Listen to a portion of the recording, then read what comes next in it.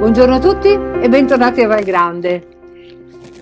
L'inverno ormai sta proseguendo con le temperature un po' gelide, ma già le giornate iniziano ad allungarsi, c'è un po' di sole e già siamo proiettati alla stagione più mite.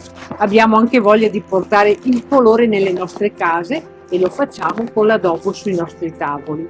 Ma non solo, cercheremo anche di portare un po' di colore nei nostri piatti in preparazione per il fine settimana. Infatti questa settimana ho voluto pensare e proporre delle roselline di pasta sfoglie, proprio quasi dei fiori nel piatto, con la pasta fatta a mano realizzata da noi, i formaggi veneti. Potremmo proporli sia in versione onnivora o in versione vegetariana.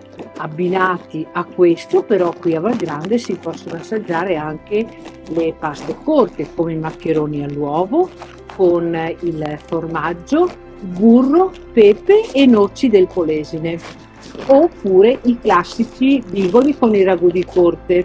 Ma non solo, si possono assaggiare anche piatti a base di carne o strudel vegetariani.